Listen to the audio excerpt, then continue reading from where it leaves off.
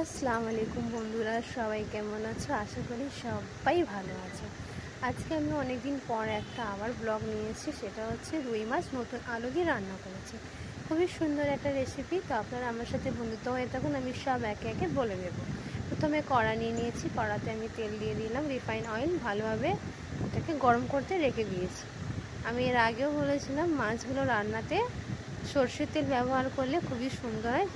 আমার কাছে অ্যাভেলেবেল ছিল না, সেই কারণে আমি রিফাইন অয়েল ইউজ করেছি। দেখুন, প্রথমে আমি মাছে হলুদ আর লঙ্কা ভালো করে মিক্স করে নেব সুন্দরভাবে। আর এখানটায় আমি একটু রেড চিলি পাউডার নিয়েছি, এটা ভালোভাবে, আর অল্প একটু তেল নিয়েছি, সাদা তেল এই কারণেই নেওয়া হয় যেহেতু মাছগুলো সেটে না যায় বা ভেঙে না যায়, সেই কারণে। ঠিক আছে, অল্প একটু তেল নিলাম। এবারে ভালো করে আমি সব কটা মাছ একে একে মিক্স করে নেব।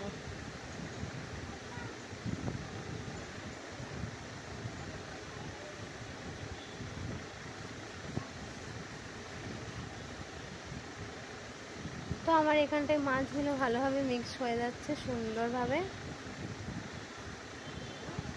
তো এখানটা আমার তেল গরম হয়ে গেছে, মাছ আমি একে একে ফ্রাই করে দিচ্ছি। অনেকে আবার মাছটাকে মশলা মাখিয়ে রেখে দেয়, আধ ঘন্টা 1 ঘন্টা স্টে করে দিল মশলা।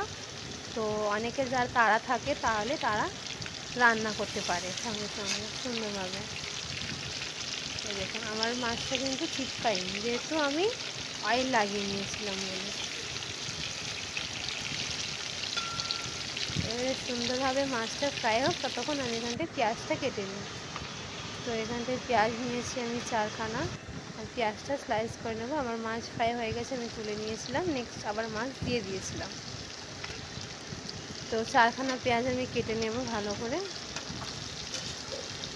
আপনারা চাইলে পেঁয়াজটা বেটেও নিতে পারেন, আমি আমার মতন দিয়েছি, আপনারা আপনাদের মতন দেবেন। দেখুন, মাছটা আমার ফ্রাই হয়ে গিয়েছিল, আর আমার খুন্তি থেকে মাছটা উঠছিল না, সেই কারণে আবার আমি ফোনটা রেখে আবার আমি ভিডিও স্টার্ট করলাম। দেখুন, মাছটা তুললাম আবার। দেখুন, মাছটা উঠছিলই না খুন্তি থেকে, বুঝছেন? খুন্তি দিয়ে উঠছে না। তো সব মাছগুলো নামিয়ে নিয়েছি। এবার আমি এখানে একে একে আলু ভেজে নেব। তো আমি নিজের পরিমাণ মতন 1 কেজি আলু নিয়েছিলাম, যেহেতু আমার মাছটাও 1 কেজি ছিল। এখানটায় হলুদ গুঁড়ো আর লবণ ভালো করে মিক্স করে নেব।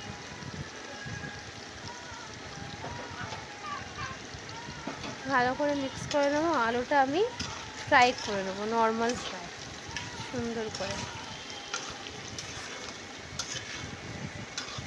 সুন্দর করে নর্মাল ফ্রাই করে নিচ্ছি একে একে।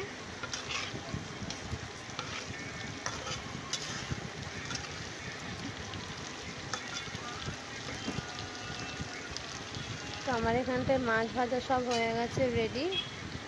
দেখুন, খুবই সুন্দর একদম লাল লাল মুচমুচে মাছ ভাজা হয়ে গেছে। তো আমার এখানটায় আলু ফ্রাইও হয়ে গেছে। তো আমি এখানটায় আলুগুলো সব একে একে তুলে নেব।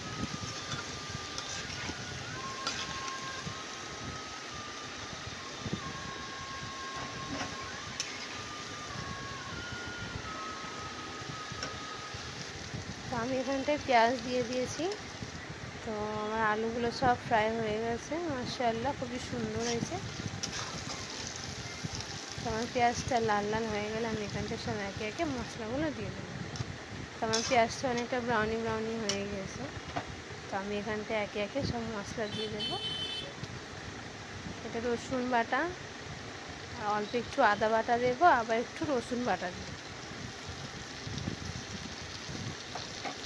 লাল লঙ্কার গুঁড়ো দিয়ে দেবো, হলুদ গুঁড়ো আর নুন স্বাদ মতো।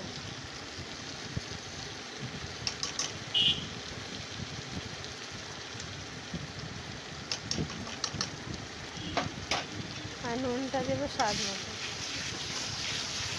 ভালো করে মশলা মিক্স করে নিচ্ছি।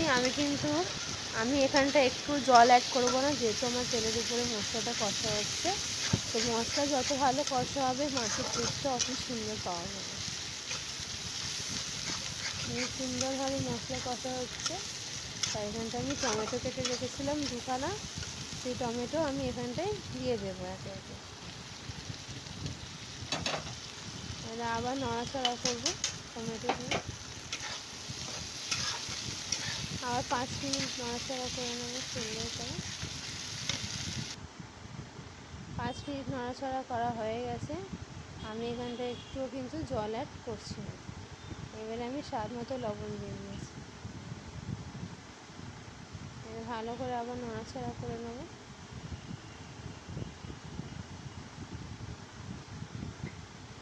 তারপরে এখানটায় আমি একে একে আলুগুলো অ্যাড করে দেবো সুন্দরভাবে।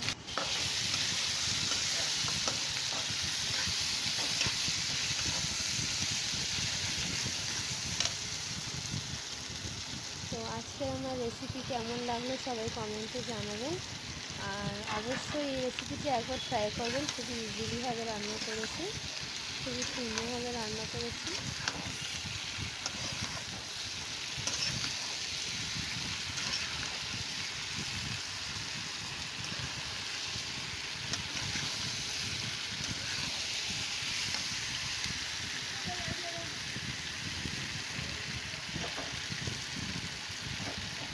এখানটায় পরিমাণ মতন জল দিয়ে দেবো। এখানটায়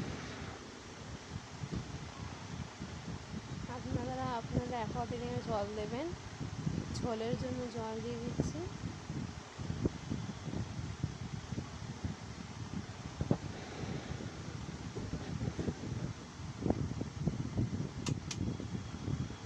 ঝোলের জন্য জল দিয়ে দিয়েছি। এবারে আমার ঝোলটা ফুটে এলেই আমি একে একে মাছগুলো সব দিয়ে দেব।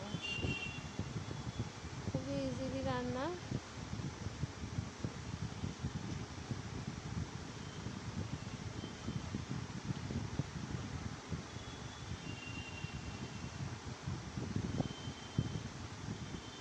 এবারে আমি এটা ঢাকনা ঢেকে দেবো 10 মিনিটের জন্য। আমার আলুটা 50% কুক হয়ে গেছিলো ফ্রাইয়ের সময়, আর 50% কুক হতে বাকি ছিল। এই দেখুন তেল ছেড়ে এসছে। এবারে আমি মাছগুলো একে একে সব দিয়ে দিলাম।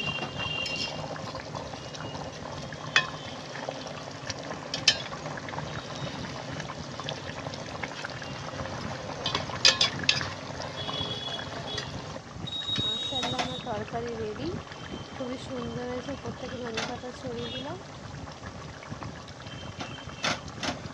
আশা করি সবাইকে আমার এই রেসিপিটা খুব ভালো লেগেছে। এবারে ঝোলের সাথে মাছ একটু ফুটে গেলেই তারপরে কিছুক্ষণ পর নামিয়ে নেব।